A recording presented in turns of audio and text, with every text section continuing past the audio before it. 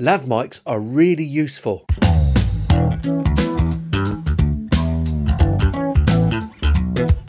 They're small, they're often dead cheap. Most of them sound pretty good too. But the funny thing is that a lot of people throw them into a scene or put them somewhere and hope for the best, and they don't really use them as they would use other microphones. There are positive things about them as well as a few negative things. The positive thing is you can just roll this up and put it in your pocket when you're out filming, and you can get great audio with it as long as that little capsule is close to you. Two negative things. One, they're omnidirectional, which means they're going to pick up everything around you. Not always ideal for video, and they tend to have higher self noise. As far as the Omni thing goes, at least if you have the thing in front of you here, your body is shielding the back, so it's a good idea to use your body as a shield from any noise. As far as the self noise goes though, they're about 67, 68, somewhere around there normally. And the thing is when you use them close up, you can get the gain right down, so it's not going to be so noticeable.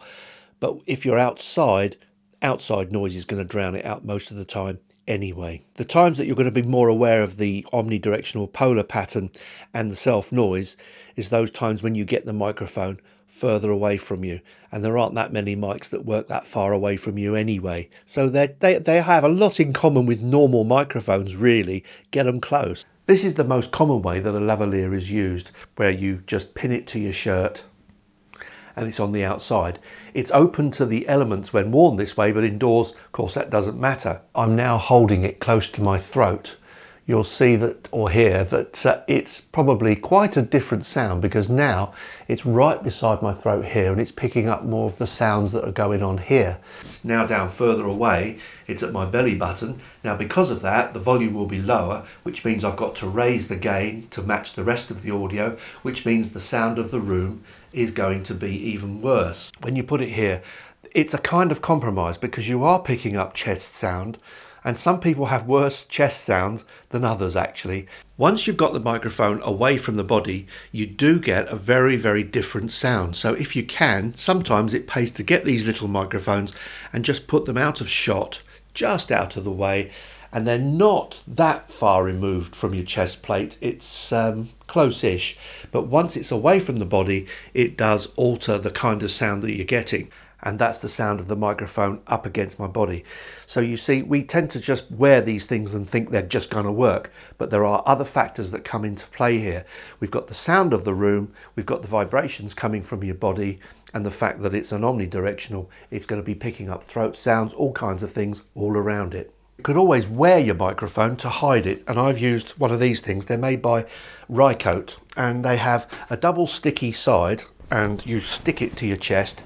The microphone sticks to that, and then a little fluffy goes over the top. The only thing I have found though is if you move your shirt a lot, it can touch the microphone and it'll pick up the noise. But the advantage of this is if you're out in a really windy situation, the wind isn't going to get to this if it's under your clothes. This is a really, really good windbreak. So now I'm holding the lav just like a microphone, and you're probably not that aware of where it is and what I'm doing, but I am actually holding the lav. You get a better sound that way, I've found, with most lavaliers, if you take them away from your body and actually treat them like a proper microphone. That really improves the sound of them enormously. Using a lavalier outside presents a new set of problems, because the further away you take the microphone, the quicker the bass dies away, particularly outside. The other thing, of course, is wind. When you get a tiny little puff of wind on that tiny diaphragm, which is very light, it can go off like a rocket. It's terrible. So when you're outdoors, it's important to use something to cover the microphone. But the other thing is how it looks. So sometimes we need different options as well to hide the things, and sometimes we don't want them on camera. We don't want them to be seen. So we need to hold them away, which means you get more external noise, which also means that you're going to get a thinner sound. And there are all sorts of problems like that to deal with. So basically outside, wind, the lack of bass, and do you want it to be seen by others? Or do you not want it on camera at all, especially with the fluffy on it? This is the microphone being used outside. If you're going to go outside with a lavalier, I think a minimum requirement is a little mini fluffy, a dead kitten, because these things do hold off the wind to an extent. They're not brilliant, but they hold it off. It is a bit breezy out here, and hopefully this is holding most of that off. The downside is that having something like this is almost like having a clown's nose on, because when you're going around, people see this on you and they instantly know that you're filming because you've got a microphone attached, and they become a bit suspicious if you're walking around and you've got something like this attached to you. So it's better really to hide it away if you can. Now, another thing you can do with these is just hold them out of shot. So if I just put it there out of shot, you can use it as a microphone under the camera. So if you're talking to someone else, you can actually pass it under the camera to the other person to pick them up as well if you're close to them, or if you're stood together, just put the microphone between you.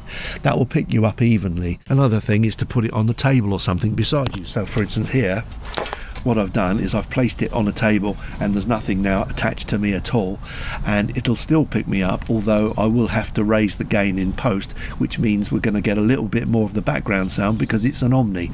But that's a great way to record as well. Now when it's really windy, like those times when you're on the beach or whatever and you can't do anything other than put it under your clothes maybe, or under a towel, you could use a mini dead cat inside a larger dead cat, and that will give you double protection from the wind. And if you can get a small one, then it works absolutely fine when you're outside. But again, it will attract attention because it's a bit bigger, but that will keep the wind off quite a lot, to be honest. This is a really great way of keeping the wind off, a double dead cat system. Thanks for watching the video. Please consider subscribing, and I hope to see you next time.